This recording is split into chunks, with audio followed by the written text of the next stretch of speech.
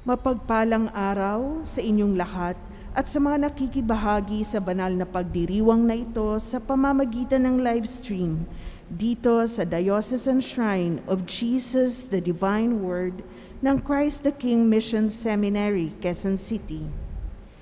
Tayo po ngayon ay nasa ika-4 na linggo ng Kwaresma, linggo ng Letare.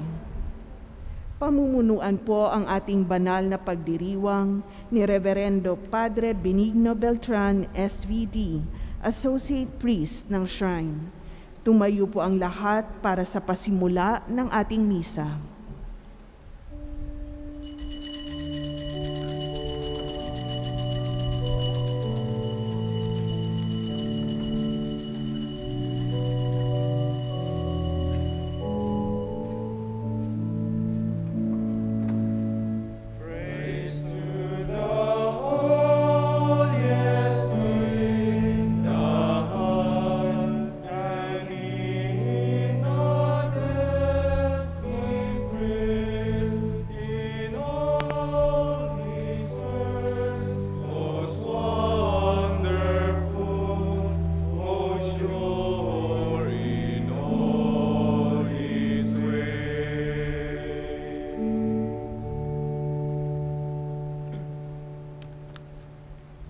Sa ngalan ng Ama, na Anak, na Espiritu Santo.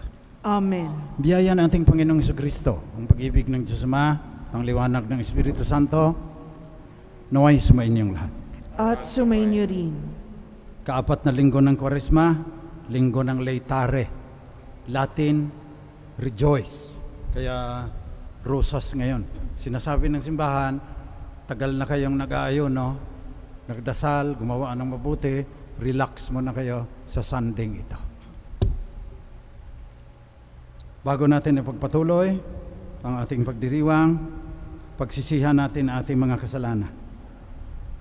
Inaamin ko Sa makapangyarihang Diyos at sa inyo mga kapatid, na lubha ako nagkasala sa isip, sa salita at sa gawa, at sa aking pagkukulang.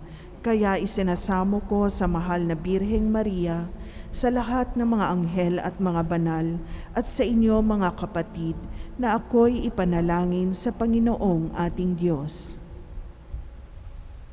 kaawaan tayo ng makapangyarihang Diyos, patawarin ang ating mga kasalanan, patnubayan tayo sa buhay na walang hanggan. Amen. Panginoon, kaawaan mo kami. Panginoon, kaawaan mo kami. Kristo, kaawaan mo kami. Kristo, kaawaan mo kami. Panginoon, kaawaan mo kami. Panginoon, kaawaan mo kami. Manalangin tayo. Ama naming makapangyarihan, ikaw ay nakikipagkasundo sa sangkatauhan sa pamagitan ng iyong banal na diwa. Sa masigasig na pagsamba at matibay na pagsampalataya, ang sambayan ng Kristiyano ay makadulog nawang masaya sa pagdiriwang ng dakilang kapistahan ng muling pagkabuhay. Hinihiling namin ito sa pamamagitan ng Jesucristo kasama ng Espiritu Santo magpasawalang hanggan. Amen.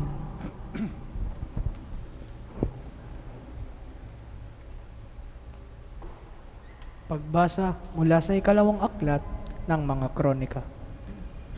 Noong mga araw na iyon, sumama ang mga pinuno ng Huda, ang mga saserdote at ang mga mamamayan. Nakigaya sila sa nakiririmarim na gawain ng ibang bansa.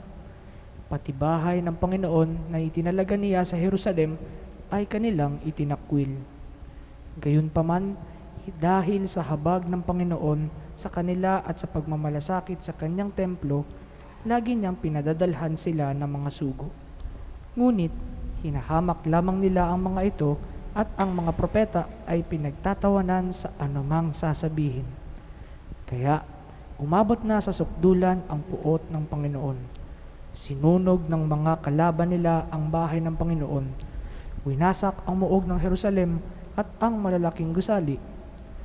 Ang mahahalagang ari-arian doon ay tinupok din. Ano pat, ang lahat ay iniwan nilang wasak. Ang naligtas sa patalim ay dinala nilang bihag sa Babylonia. Dooy inalipin sila ng hari at ng kanyang mga anak hanggang ang Babilonya'y masakop ng Persya. Sa gayon, natupad ang hula ni Jeremias na ang lupain nakapapahinga sa loob ng 70 taong singkad. Upang matupad ang salita niyang ito, sa pamamagitan ni Jeremias, pinukaw ng Panginoon ang kalooban ni Ciro, hari ng Persya, noong unang taon ng kanyang paghahari. Nagpalabas ang haring ito ng isang pahayag sa buong kaharian na ganito ang isinasaad. Ito ang pahayag ni Haring Ciro ng Persya. Ipinaubaya sa akin ng Panginoon, Diyos ng kalangitan, ang lahat ng kaharian sa daigdig, at inutusan niya akong magtayo para sa kanya ng templo sa Jerusalem ng Huda. Kaya, ang sino man sa inyo na kabilang sa kanyang bayan ay pinahihintulutan kong pumunta sa Jerusalem. Samahan nawa siya ng Panginoon ang kanyang Diyos. Ito ang salita ng Diyos. Salamat sa Diyos.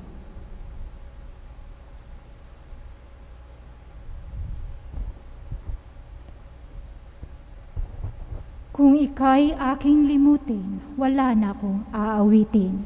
Kung ika'y aking limutin, wala na akong aawitin.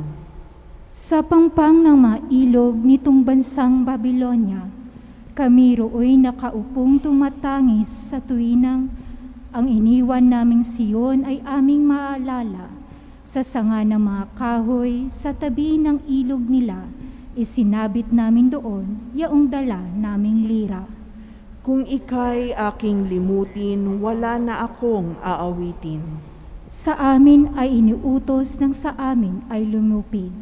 Naaliwin namin sila ng matamis naming tinig. Tungkol sa Siyon yaong paksa niyong nais nilang awit. Kung ika'y aking limutin, wala na akong aawitin. Paano naming aawitin ang awit ng Panginoon, samantalang bihag kaming nangingibang bayan doon? Ayaw ko nang ang lira ko'y hawakan pa at tugtugin, kung ang bunga sa pagtugtog, limutin ang Jerusalem. Kung ika'y aking limutin, wala na akong aawitin. Di na ako aawit pa, kung ang lundong sasapitin, sa isip ko't alaala, ika'y ganap na limutin, kung ang kaligayahan mo ay hindi ko hahangarin. Kung ika'y aking limutin, wala na akong aawitin.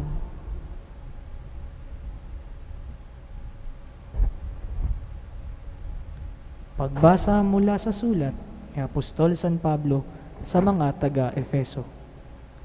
Mga kapatid, napakasagana ang habag ng Diyos at napakadakila ang pag-ibig na inuukol niya sa atin. Tayo'y binubuhay niya kay Kristo kahit noong tayo'y mga patay pa dahil sa ating pagsuway. Naligtas nga kayo dahil sa kanyang kagandahang loob. Dahil sa ating pakikipag-isa kay Kristo Jesus, tayo'y muling binubuhay na kasama niya at pinaupong kasama niya sa kalangitan. Ginawa niya ito upang sa darating na mga panahon ay maipakita niya ang di masukat na kasaganaan ng kanyang kagandahang loob sa atin sa pamamagitan ni Kristo Jesus. Dahil sa kagandahang loob ng Diyos, ay naligtas kayo sa pamamagitan ng inyong pananalig kay Kristo. At ang kaligtasang ito'y kaloob ng Diyos, hindi mula sa inyo. Hindi ito dahil sa inyong mga gawa, kaya't walang dapat ipagmalaki ang sinuman. Tayo'y kanyang nilalang, nilikha sa pamamagitan ni Kristo Jesus upang iukol natin ang ating buhay sa paggawa ng mabuti na itinalaga na ng Diyos para sa atin noon pang mga una. Ito ang salita ng Diyos. Salamat sa Diyos. Magsitayo bilang paggalang sa mabuting balita.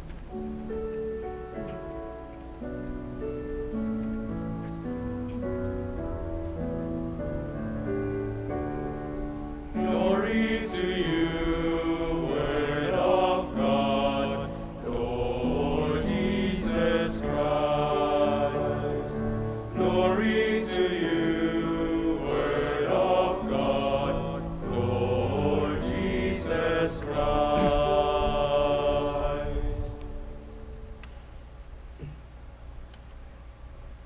Sumainyo ang Panginoon. at sumayo rin. Mabuting balita ng Panginoon ayon kay San Juan. Papuri sa iyo, Panginoon. Nung panahong iyon, sinabi ni Jesus kay Nicodemos, kung paanong itinaas ni Moises ang ahas doon sa ilang, gayon din naman, kailangang itaas ang anak ng tao, upang sinumang sumasampalataya sa Kanya ay magkaroon ng buhay na walang hanggan. Gayon na lang ang pag-ibig ng Diyos sa sanlibutan. Kaya ibinigay niya ang Kanyang bugtong na anak, upang sumampalataya sa Kanya ay hindi mapahamak, kundi magkaroon ng buhay na walang hanggan.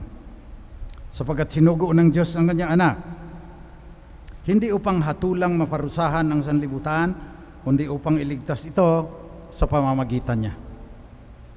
Hindi hinahatulang maparusahan ang nananampalataya sa bugtong na anak ng Diyos, ngunit hinahatulan ng parusahan ang hindi nananampalataya sa Kanya. Hinatulan sila sapagkat naparito sa sanlibutan ng ilaw, ngunit inibig pa ng mga tao ang dilim kaysa liwanag, sapagkat masama ang kanilang mga gawa. Ang gumagawa ng masama ay ayaw sa ilaw at hindi lumalapit dito upang hindi mahayag ang kaniyang mga gawa. Ngunit ang namumuhay sa katotohanan ay lumalapit sa ilaw. Sa gayon, nahahayag na ang kanyang mga ginagawa'y pagsunod sa Diyos. Ito ang mabuting balita ng ating kaligtasan. Pinupuri ka namin, Panginoong Hesukristo. Inibig pa ng mga tao ang dilim kaysa liwanag, sapagkat masama ang kanilang mga gawa. 1000 taon na bago pa isinilang ang Mesiyas, alam na ng mga Hudyo ito. Alam na ng mga Grego. Ang tawag nila scotosis. Scotoma, dark spot. Ang scotosis, search nyo, intellectual blindness. May intellect, pero binubulag ang kaniyang sarili. Ay ang mensahe ng original sin ay intellectual blindness, scotosis. Lahat tayo may sakit na scotosis. Malapit-lapit na sa scoliosis, yung sa backbone mo, pero pare-pareho ang pinanggalingan niya. Madali nating bulagin ang ating sarili. Kaya, sabi ni William Barclay,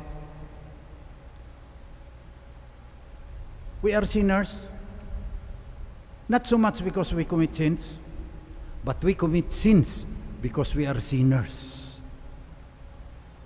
Hindi tayo makasalanan dahil gumagawa tayo ng pagkakasala. Nagkakasala tayo sapagkat tayo ay makasalanan. Marupok ang ating kalooban, maski totoo, tinatakasan natin. Simula pa kay Adan at Eva. Kinain niyo ang pinagbawal na bunga. Babae, sabi rin ng babae, ahas eh. Hanggang ngayon, sa buhay natin, andyan ang scotosis. Ginagawa naman ng lahat. Sinasabi sa psikolohiya. Minsan lang naman ito. Hindi naman malalaman. Lagi nating sinasabi yan. Sandali na lang, isang episode na lang sa Netflix, pagkatapos magro-rosary na ako, nakatulog na lang doon sa sofa. Karanasan ng bawat tao, nire-recognize pati ng psychology. Defense mechanism ang tawag dyan. Yung refusal to face insight, yung hindi mo hinaharap ang katotohanan, ginagamitan mo ng defense mechanism para hindi bababa ang pagtingin mo sa sarili mo. Tignan na lang natin si Sigmund Freud.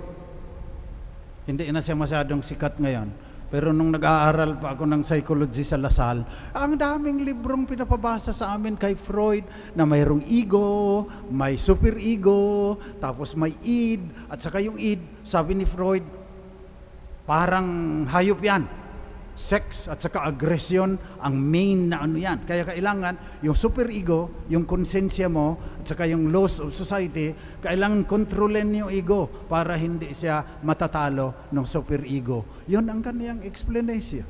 Kung bakit iniibig ng tao ang dilim kaysa liwanag. Huwag na tayo kay Freud. Punta na lang tayo sa lahat ng relihiyon. Hinduism. Sabi ng Hinduism, lahat ng reality, yung nakikita natin, maya yan, illusion yan, malikmata lang yan. Pag naloko ka niyan, hindi mo na mararating ang katotohanan na tat tvam asi, sabi sa Sanskrit, thou art that. Yan ang katotohanan. Pero dahil mas gusto mo ang kasinungalingan, mas gusto mo ang kadiliman, hindi ka makakarating, kaunti lang nakakarating dyan. Buddhism, ang buhay, dukkha. Para hindi ka mahirapan, alisin mo yung pagnanais mo,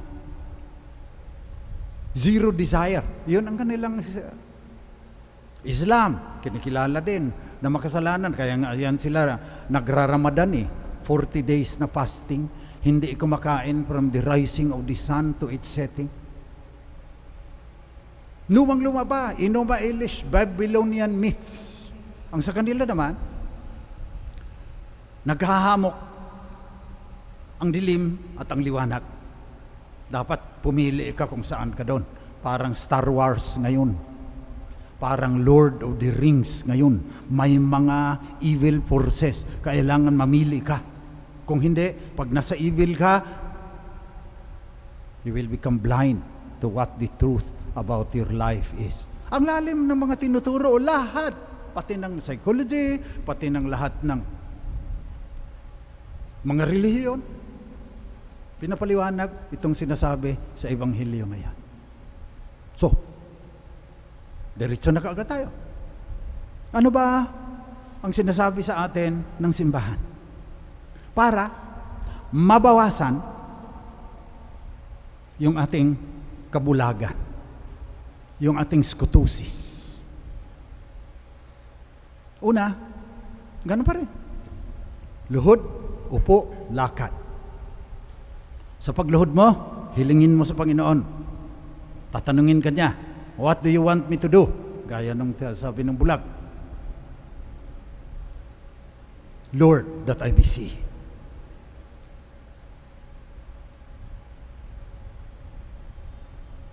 Ang una mong dadasal, Lord, that I may see, that I am blind. Kasi there are none so blind as those who do not want to see. Yan yung mga Pharisees na nanluloko, pati kanilang mga magulang, niluloko, pagkatapos sasabihin, ang galing-galing nila. Kaya tinutuligsa ng Panginoon sa bagong tipan. Lord, that I may see. Yun ang una. Pangalawa, umupo ka, mag-aral ka, basa ka ng libro, pero halos wala nang nagbabasa ng libro. Mag-scroll ka ng Galaxy, Samsung mo at saka Oppo at saka kung ano-ano pang ginagamit mo na tablet dyan. Hanapin mo, scotosis, intellectual blindness. Maghanap ka ng mga dahilan kung bakit intellectually blind tayo, kung bakit ang taas ng IQ natin, talo natin yung ibang hayop, ginagamit natin para magbigay ng dahilan kung bakit hindi natin hinaharap ang katotohanan. Study. Pray. Do research. Third, walk. Maghanap ka ng daan. Pero ito, ang sasabihin ko rin sa inyo, sa lahat ng mga relihiyon din. Sa Judaism, may mga tzaddik. Ito yung mga holy men na ang tindi magdasal, ang dami ng karunungan, malapit sa Panginoon, siya ang tutulong sa iyo na tanggalin ang iyong pagkabulag. Tzadik, sabi ng Hasidic branch ng Judaism. Sa Islam, may mga imam, saka mustads. Yan yung mga magagaling. Gagahid mo yan. So, kailangan mo ng guide sa iyong paglalakad. Sa Zen Buddhism, may mga Roshi. Yan yung nakarating na ng enlightenment. Sa Hinduism, may mga guru. Nung andun ako sa India noon, may guru ako Benedictine, pero naging Hindu, na Katoliko. Ang daming sinasabi tungkol sa dadaanan mo. Sa science, meron ding psychotherapist, mayroong guidance counselors. Kailangan mo ng guide dahil scoliosis nga ang sakit mo Kaya sa pagbabago ng panahon, kailangan natin ng mga bagong guides. Kasi iba na ang mapa. So magdasal tayo ngayon na God will raise up guides, imams, ustads, guru, tzadik. Mga taong may dunong, babae man o lalaki, madre, brother, lalo na pare. Nagbabago ngayon ang panahon.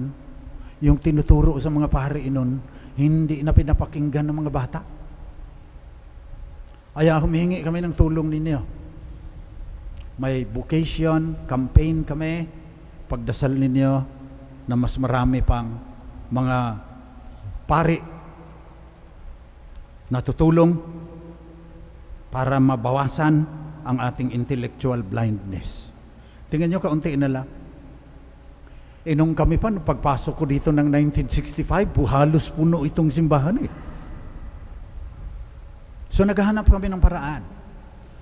Paano ba marating yung mga kabataan ngayon na sabi, everyday, average, 10 hours sa kanilang cellphone. Kayong iba, 3 ang power pack. Kasi tuloy-tuloy yan. Puro TikTok.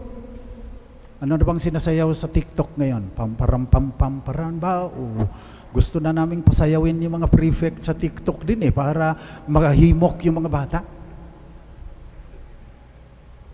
Pagdasal nyo, tulungan nyo kami. Magpasalamat pala kami. Ang laki na ng tulong nyo. Nabubuhay kami hanggang ngayon. 1 taon na sa inyo yan. At hindi ang pinapasalamatan namin yung mga milyonaryo na magbibigay ng malalaking pera. Wala, maski isa yan.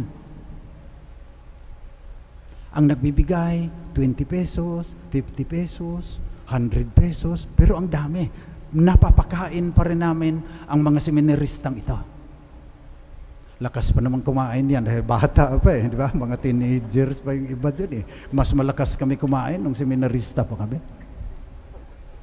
So maraming salamat. Gusto ninyo, may number naman, kakaya tuloy manghingi, ngayon lang ako nanghihingi sa inyo.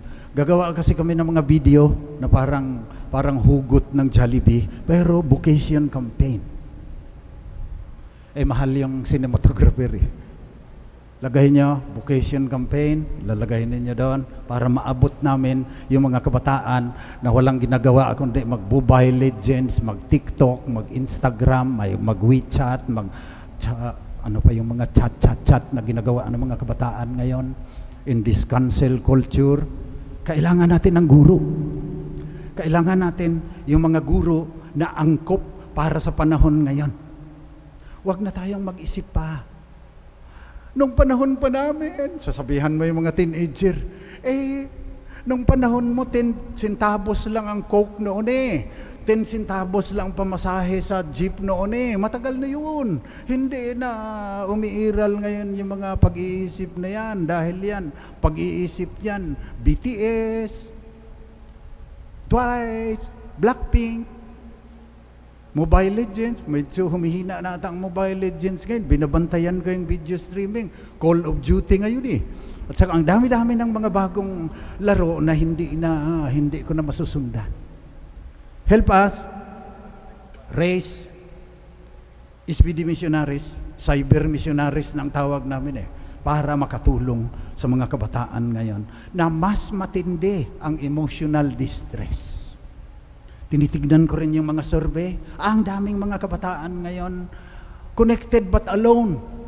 Sinong tutulong dyan? Yung mga magulang ignorante din sa cellphone. Facebook lang atang alam. Hindi pa marunong mag-delete kung may nailagay sila doon na hindi, may isa pang naglagay, may namatayan, nilagyan ng LOL. Laughing out loud yun Akala niya, ang ibig sabihin, lots of love. Kaya nag-LOL doon sa namatayan sa halip na yung may luha-luha na icon ang ilalagay mo dyan.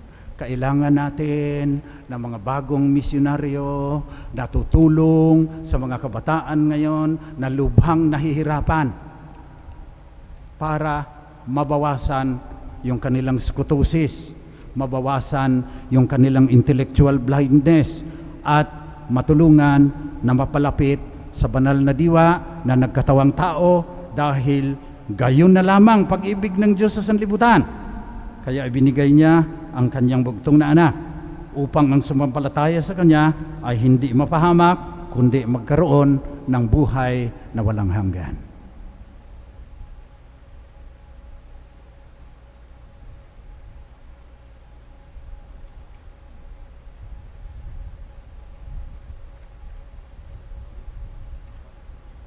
Magsitayo po tayong lahat ngayon. Pahayag natin ang matindi nating pananampalataya sa Diyos na nagmamahal sa sanlibutan, nagpadala ng kanyang anak upang magkaroon tayo ng buhay na walang hanggan sa kalangitan. Sumasampalataya ako Sa Diyos amang makapangyarihan sa lahat, na may gawa ng langit at lupa. Sumasampalataya ako kay Hesukristo, iisang anak ng Diyos, Panginoon nating lahat. Nagkatawang tao siya lalang ng Espiritu Santo, ipinanganak ni Santa Mariang Birhen, pinagpakasakit ni Poncio Pilato, ipinako sa krus, namatay, inilibing, nanaog sa kinaroroonan ng mga yumao, nang may ikatlong araw na buhay na mag-uli, umakyat sa langit, naluluklok sa kanan ng Diyos amang makapangyarihan sa lahat. Doon magmumulang paririto at huhukom sa nangabubuhay at nangamatay na tao.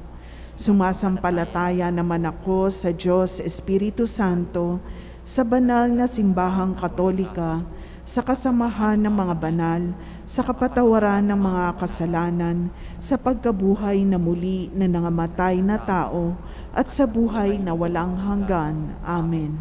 Panalangin ng bayan. Mga kapatid, hindi lamang tandaan ng ating pagkamakasalanan ang krus ni Jesus.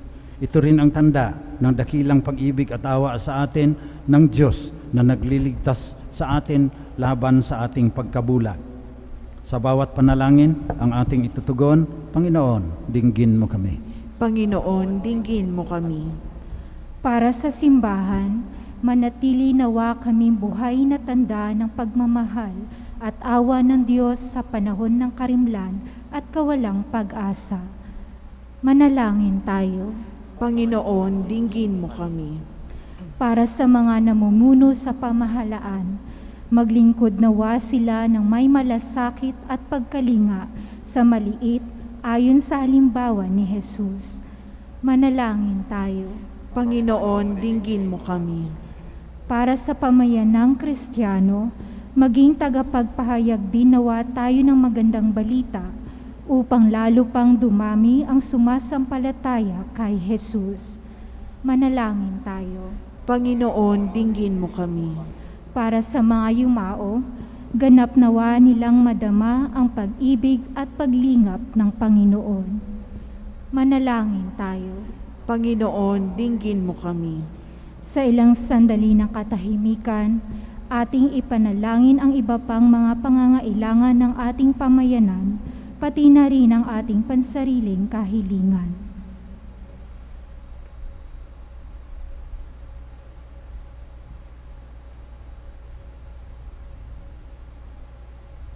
Manalangin tayo. Panginoon, dinggin mo kami. Manaming mapagmahal, nais mong tumanggap kaming lahat ng buhay na walang hanggan. Turuan mo kaming mabawasan ang aming pagkabulag upang lagi kaming makasunod sa iyo at matupad sa amin ang iyong kalooban. Hinihiling namin ito sa pamamagitan ni Kristong aming Panginoon. Amen.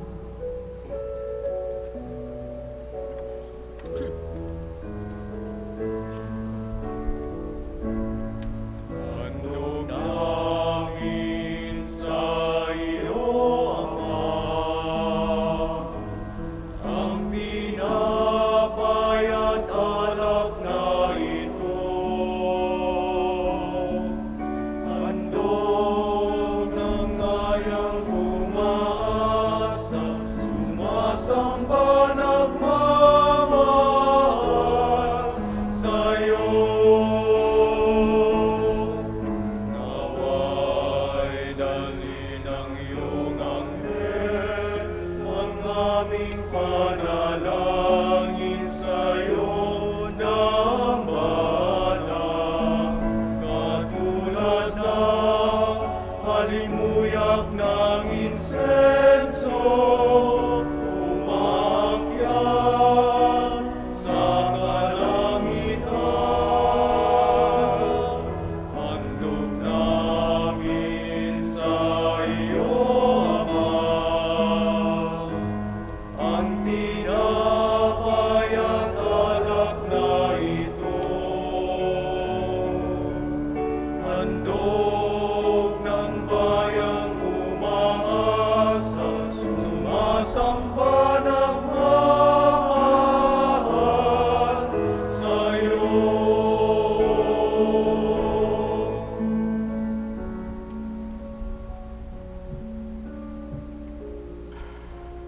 Magsitayo po. Manalangin kayo mga kapatid, pang itong ating pag-aalay ay maging kalugod-lugod sa Diyos namang makapangyarihan.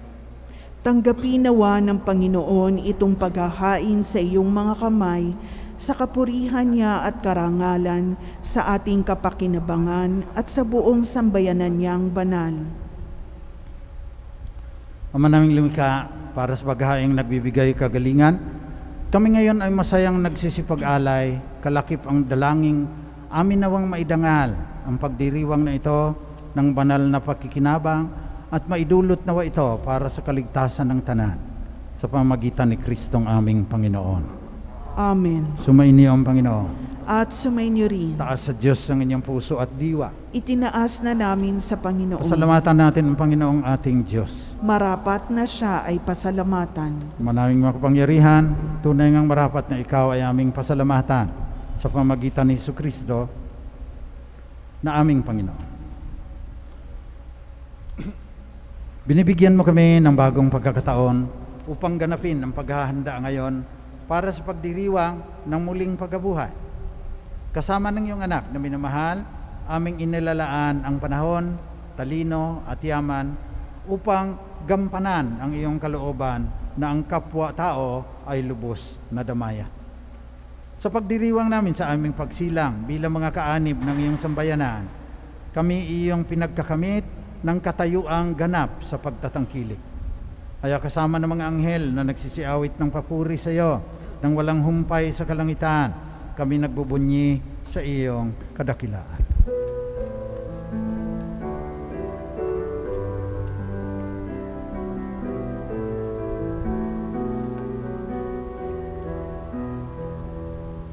Santo, Santo, Santo, Panginoong Diyos, napupuno ang langit at lupa ng kadaliman.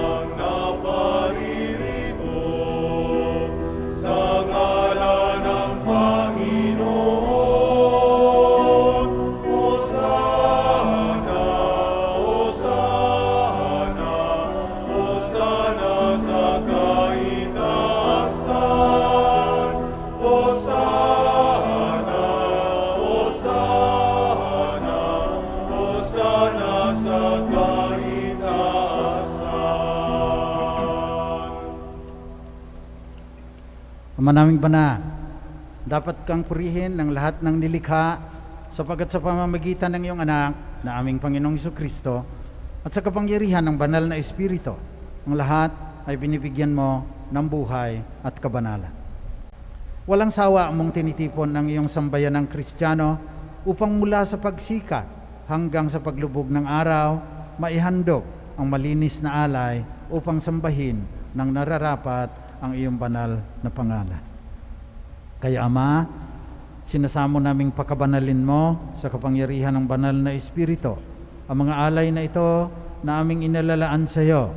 Ito nawa ay maging katawan at dugo ng aming Panginoong Jesucristo. Noong gabing pinagtaksilan siya ng isa sa kanyang mga alagad, samantalang naghahapunan kasama ang kanyang mga disipulo, kumuha si Jesus ng tinapay. Nagpasalamat siya sa iyo, Ama. Hinatiin niya yon. Binigay sa kanyang mga alagad at sinabi, tanggapin ninyong lahat ito at kanin. Ito ang aking katawan na ihahandog ng dahil sa inyo.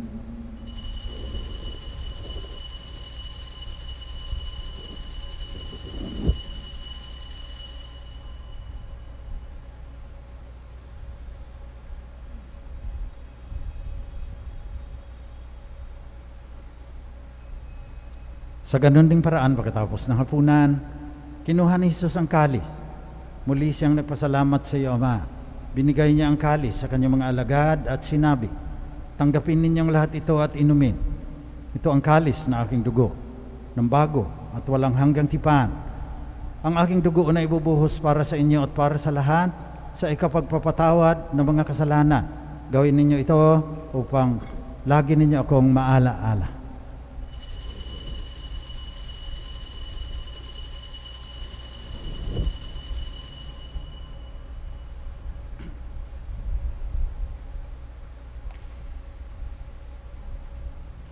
Pagbunyi natin ang misteryo ng ating pananampalataya.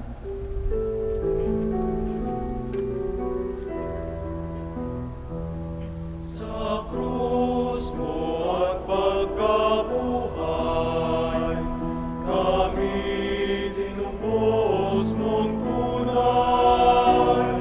O Jesus, naming mahal, iligtas mo kaming tanan. O Jesus, naming mahal, ngayon at magpakailanman. Mapagmahal naming Ama, ginugunitaan namin ang kamatayan ng iyong anak na sa amin nagligtas, gayon din ang kanyang muling pagkabuhay, pag-akyat sa kalangitan. Samantalang ang kanyang pagbabalik na muli ay aming pinanabikan. Kaya bilang pasasalamat, inialay namin ngayon sa iyo ang buhay at banal paghahaing ito. Tunghayan mo ang handog na ito ng iyong simbahan. Pagmasdan mo ang iyong anak na nag-alay ng kanyang buhay upang kami ay ipakipagkasundo sa iyo. Luubin mong kaming magsasalo-salo sa kanyang katawan at dugo ay mapuspos ng Espiritu Santo at maging isang katawan at isang diwa kay Kristo. Kami nawa ay gawin niyang handog na habang panahong nakatalaga sa iyo. Tulungan nawa niya kaming magkamit ng iyong pamana kasama ng Ina ng Diyos, ang mahal na Birheng Maria, kagalingan ng mga may sakit, kasama ng mga apostol, mga martir, at lahat ng mga banal na inaasahan naming laging nakikiusap para sa aming kapakanan. Ama, ang handog na ito ng aming pakikipagkasundo sa iyo ay magbunga nawa ng kapayapaan at kaligtasan para sa buong daigdig. Patatagin mo sa pananampalataya at pag-ibig ang iyong simbahang naglalakbay sa lupa, kasama ng iyong lingkod na si Papa Francisco, ang aming obispo si Ernesto, lahat ng mga obispo at lahat ng mga pare at ng iyong piniling sambayanan. Dinggin mo ang mga kahilingan ng iyong mga anak na tinipon mo ngayon sa iyong mahal na harapan. Amang maawain, kupkupin mo at pag-isahin ang lahat ng iyong mga anak sa bawat panig at sulok ng daigdig. Kaawaan mo at patuloyin sa iyong kaharian ang mga kapatid naming yumao, lalo na ang namatay dahil sa COVID-19. Kasama ang lahat ng lumisan na sa mundong ito na nagtataglay ng pag-ibig sa iyo. Umaasa kami na pag napawi na ang aming pagkabulag, mapagmasdan namin ang iyong kaningningang walang maliw na dadampi sa bawat luha at ng dalamati, sapagkat kapag aming nasilayan ang iyong walang katapusang kagandahan, magiging katulad mo kami at sasamba kami ng walang humpay sa iyo, kasama ang aming Panginoong Hesukristo na siyang pinagdadaanan ng bawat kaloob mo sa aming kabutihan.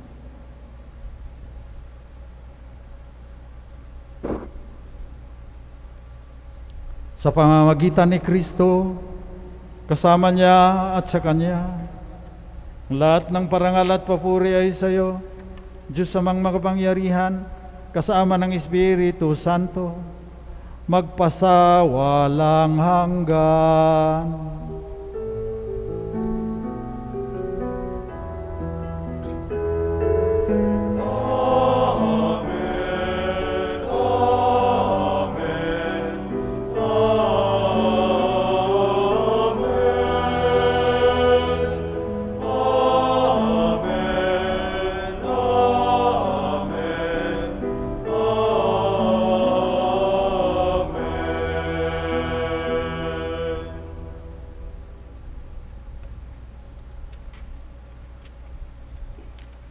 Manalangin tayo ngayon na puno ng pagtitiwala sa Ama nating mapagmahal, sa panalangin itinuro sa atin ng banal na diwa na naging tao, ang ating Panginoong Hesukristo.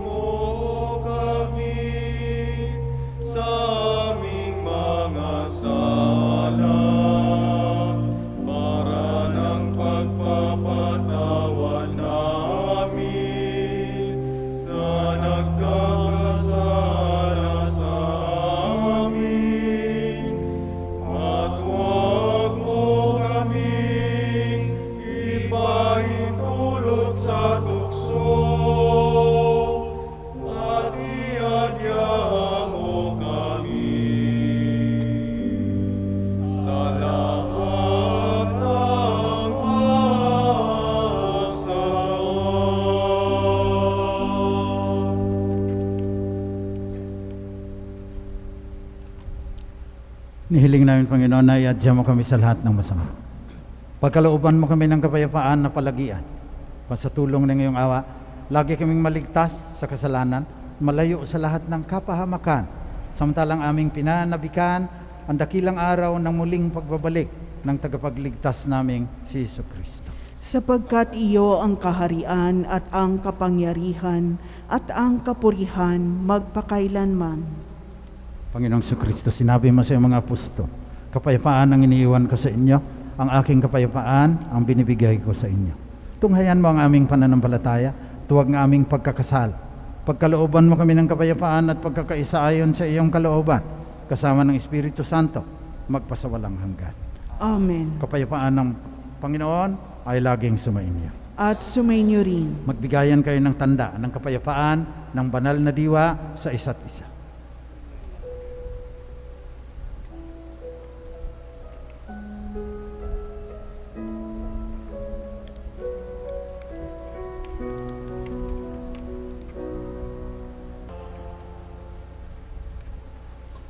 Ito, katawan at dugo ng ating Panginoong Jesucristo.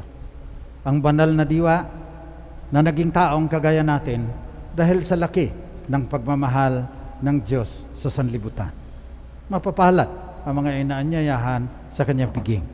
Panginoon, hindi ako karapat-dapat na magpatuloy sa iyo, ngunit sa isang salita mo lamang ay gagaling na ako. Naway ipagsanggalang tayo ng katawan at dugo ni Kristo hanggang sa buhay na walang hanggan. Amen.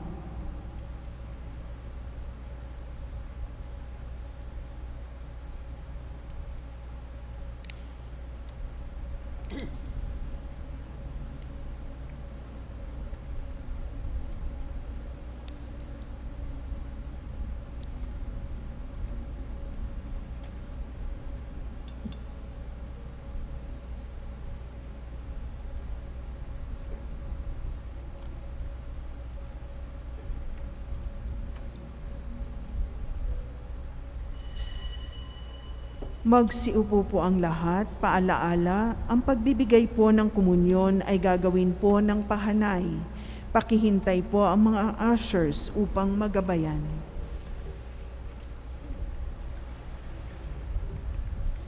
Espiritual na pakikinabang. Aking Jesus, nananalig akong ikaw ay nananahan sa pinakabanal na sakramento. Mahal kita ng higit sa lahat ng bagay, at nais kong tanggapin ka sa aking kaluluwa. Subalit sa sandaling ito, ikaw ay hindi ko matatanggap sa banal na komunyon. Naway tanggapin kita ng espiritual sa aking pagnanais na ito, at pumasok ka sa aking puso. Niyayakap kita na parang naririto ka na sa akin, at pinagkakaisa ko ang aking sarili sa iyo. Huwag mong hayaang ako ay mawalay sa iyo. Amen.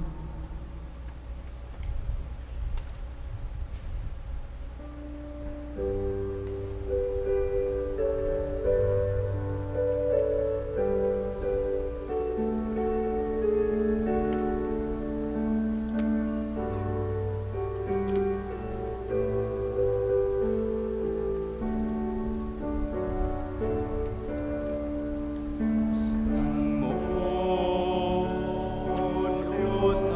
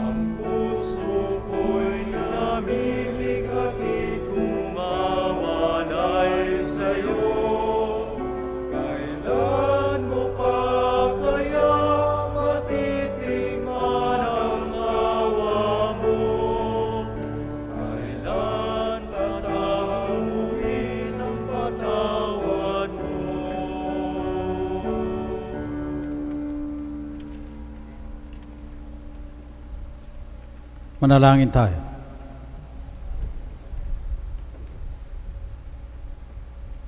Manaming mapagmahal, tinatanglawan mo ang lahat ng tao na isinisilang sa daigdig na ito. Sa kaloob mong liwanag, tanglawan mo ang aming pagkabulag upang damat naming isaloob na katotohanan na iyong ikinalulugod ay lagi naming isaisip at ikaw ay aming wagas na maibig. Sa pamamagitan ni Jesucristo, kasama ng Espiritu Santo, magpasawalang hanggan. Amen. Oratio Imperata. Mahabagin at mapagmahal na Ama, nagsusumamo kami sa iyo upang hilingin ang iyong patnubay laban sa COVID-19 na nagpapahirap sa marami at kumikitil ng mga buhay. Tunghayan mo kami ng may pagmamahal at ipag-adya kami ng inyong mapaghilom na kamay mula sa takot sa kamatayan at karamdaman. Itaguyod mo kami sa pag-asa at patatagin sa pananampalataya. Gabayan mo ang mga dalubhasang naatasan na tumuklas ng mga lunas at paraan upang ihinto ang paglaganap nito. Nagpapasalamat kami sa mga bakunang naisulong sa patnubay ng iyong mga kamay. Pagpalain mo ang aming mga pagsisikap na mawakasan ng mga bakuna ang pandemya sa aming bayan at sa buong mundo. Patnubayan mo ang mga lumilingap sa may sakit upang ang kanilang pagkalinga ay malaki pa ng husay at malasakit. Pagkalooban mo sila ng kalusugan sa isip at katawan, katatagan sa kanilang paninindigang maglingkod at ipagsanggalang sa karamdaman. Itinataas namin ang mga nagdurusa, makamtan nawa nila ang mabuting kalusugan. Lingapin mo rin ang mga kumakalinga sa kanila. Pagkamtin mo ng kapayapaang walang hanggan ang mga pumanaw na. Pagkalooban mo kami ng biyaya na magtulong-tulong tungo sa ikabubuti ng lahat. Pukawin sa amin ang pagmamalasakit sa mga nangangailangan. Sa pagdamay at malasakit namin sa bawat isa, malampasan nawa namin ang krisis na ito at lumago sa kabanalan at pagbabalik loob sa iyo. Hinihiling naming ito sa pamamagitan ni Jesucristo na nabubuhay at nagaharing kasama mo at ng Espiritu Santo, Diyos mapagsawalang hanggan. Amen. Dumudulog kami sa iyong patnubay, mahal na Ina ng Diyos. Pakinggan mo ang aming mga kahilingan sa aming pangangailangan at ipag-adya mo kami sa lahat ng kasamaan, maluwalhati at pinagpalang Birhen. Amen. Mahal na Birhen, mapagpagaling sa may sakit. San Jose, San Rafael Arcangel, San Roque, San Lorenzo Ruiz, San Pedro Calungsod, Saints Arnold Jansen and Joseph Fernandez, magsiupo po para sa ilang patalastas. Our Holy Week schedule are as follows: March 29, 30, 31, Holy Monday, Tuesday, and Wednesday. The Lenten recollection will be during the 6 p.m. Mass. On April 1, 2021, Holy Thursday, Lauds at 8:30 a.m. and Mass of the Lord's Supper at 5 p.m. The shrine closes at 9 p.m. On April 2, 2021, Holy Friday, Lauds at 8:30 a.m., Stations of the Cross at 9 a.m., Veneration of the Cross at 3 p.m., and Stabat Mater and Burol ni Jesus at 6 p.m. The shrine closes at 9 p.m. On April 3, 2021, Holy Saturday, Lauds at 8:30 a.m. and Easter Vigil at 8 p.m. Easter Sunday, April 4, 2021, we will follow the regular Sunday Mass schedule. For more information, please check the Diocesan Shrine of Jesus the Divine Word Facebook page. We also invite everyone to join our Stations of the Cross every Friday during the season of Lent, every 5:15 p.m.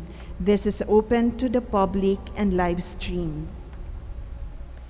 Lastly, the seminarians of Christ the King Mission Seminary are having their in-house apostolate as a replacement for their mission outside with the poor and the marginalized as per precaution and safety against the COVID-19. As a fruit of their hard work, they were able to establish the Christ the King Mission Seminary merchandise booth.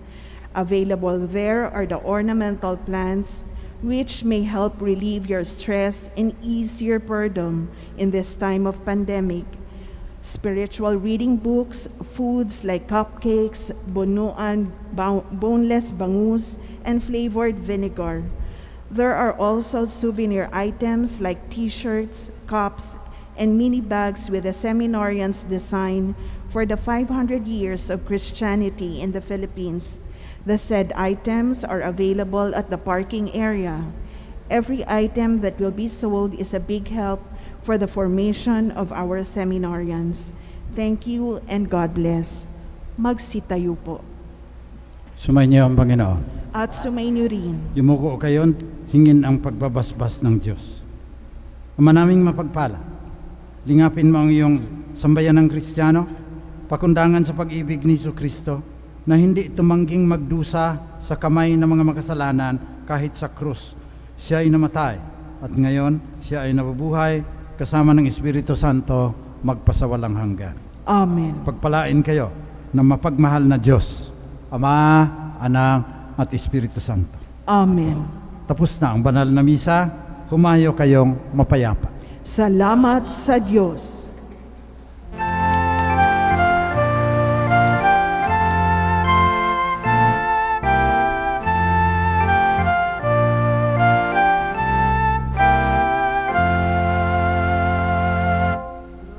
Holy patrons, ye saluting, here we meet with hearts sincere.